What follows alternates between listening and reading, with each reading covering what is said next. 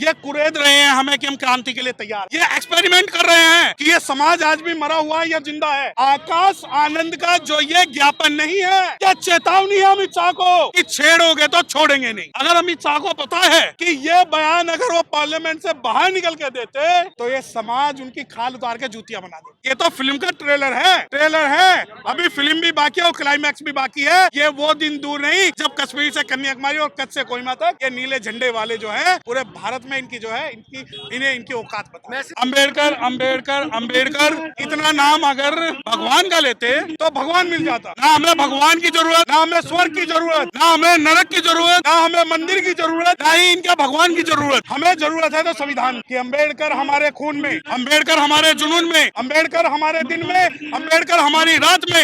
यह फैशन नहीं पैशन है। हमारी जो लड़ाई है वो सिर्फ इस्तीफे तक नहीं है। क्या कहना चाहेंगे गौतम जी, जिस प्रकार से अमित शाह ने बयान दिया और आज नेशनल कॉन्फ्रेंस आनंद साहब आए और ज्ञापन दिया, क्या कहना चाहेंगे, क्या अंदर बात हुई? देखिए मेरी एक बात सुनिए, ये सिर्फ ज्ञापन नहीं है, चेतावनी थी। और चेतावनी सभी डीएम, एसडीएम और सभी प्रशासनिक अधिकारियों को है। क्योंकि जब देखिए ये मात्र ज्ञापन नहीं था, ये चेतावनी थी कि अगर हमें छेड़ोगे तो छोड़ेंगे नहीं। जब आज ये अमित शाह इस बारे में बात करते हैं कि अम्बेडकर अम्बेडकर अम्बेडकर इतना नाम अगर भगवान का लेते तो भगवान मिल जाता। मेरी एक बात सुनिए, ना हमें भगवान की जरूरत, ना हमें स्वर्ग की जरूरत, ना हमें नरक की जरूरत, ना हमें मंदिर की जरूरत, ना ही इनका भगवान की जरूरत। हमें जरूरत है तो संविधान की।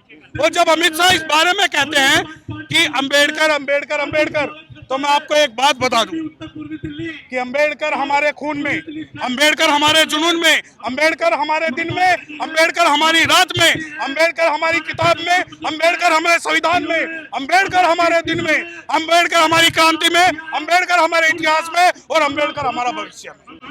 यकीन मानिए इतिहास नहीं भूगोल भी बदल देंगे, क्योंकि ये भारत के मुसलमान नहीं है जो इनकी बात सुनकर चुप हो जाए। सर, उनका कहना है कि आप लोगों ने हर बात पे उनका नाम लेना एक फैशन बना लिया है। हाँ बिल्कुल, मैंने बताया ना, ये फैशन नहीं पैशन है, ये आइडेंटिटी है।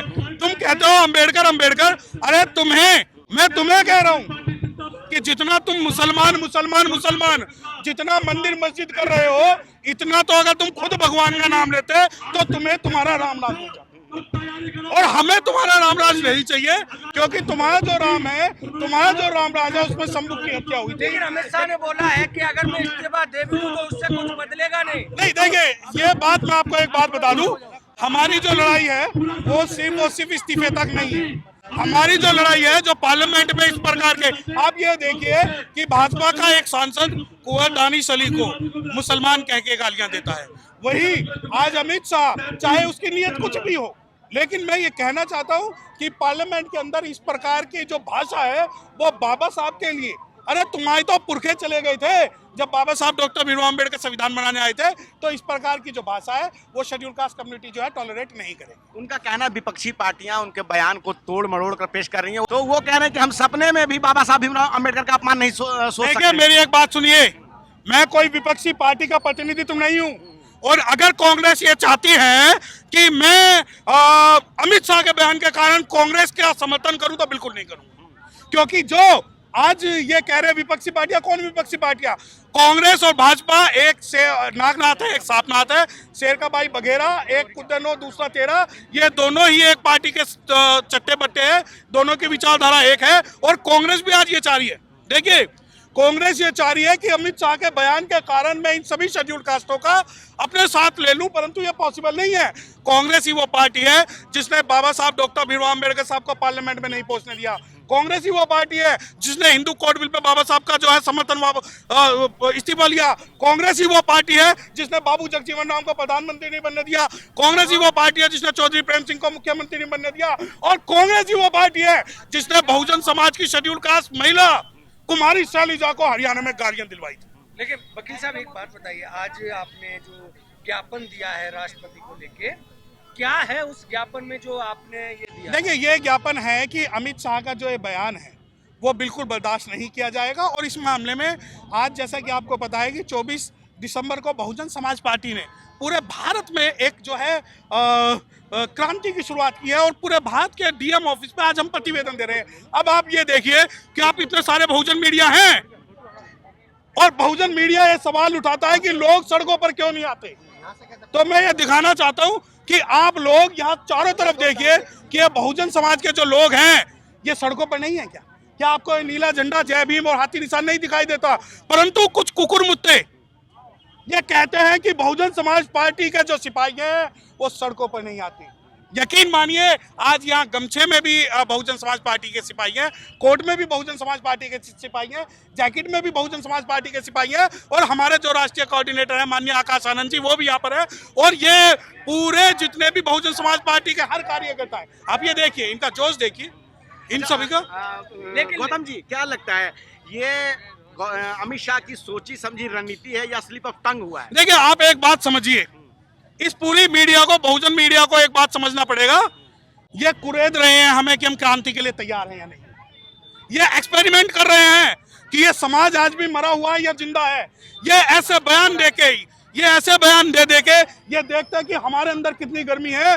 क्या ये बहुजन समाज के जो सिपाही हैं क्या ये मरे हुए तो नहीं है? क्या इनका जमीर तो जिंदा मरा हुआ तो नहीं है? अब यकीन मानिए कि पूरा भारत का इतिहास या तो 2 अप्रैल 2018 को याद करेगा, 24 दिसंबर 2024 को याद करेगा। क्या एक बात बताइए वकील साहब, क्या आकाश आनंद के ज्ञापन के बाद क्या अमित शाह माफी मांगेंगे? देखिए अमित शाह ने पहले तो माफी मांग ली है, पहली बात। हाँ, और दूसरी बात, आकाश आनंद का जो ये ज्ञापन नहीं है, यह चेतावनी है अमित शाह को कि छेड़ोगे तो छोड़ेंगे नहीं। बाबा साहब डॉक्टर भीमराव अम्बेडकर साहब के जो बच्चे हैं वो जिंदा है और वो बहुजन समाज पार्टी के रूप में एक है। और यकीन मानिए कि जब आप ज्ञापन नहीं, हम भी बैठ सकते थे अपने घरों में कंबलों में, हम भी जो है अपने कोई बयान देके शांत हो सकते थे, परंतु अगर बहुजन समाज पार्टी और आकाश आनंद अगर आज सड़कों पर आए हैं तो उसकी मंशा यह है कि हम लोग कतई बर्दाश्त नहीं करेंगे और बाबा साहब की विचारधारा से हम समझौता नहीं करेंगे। अगर बहुजन समाज पार्टी आज उनसे कह दे कि बहन कुमारी मायावती को आप जो है राष्ट्रपति बना दो, तो हो सकता है कल ही बहुजन समाज पार्टी को ये बहन कुमारी मायावती को राष्ट्रपति बना दे।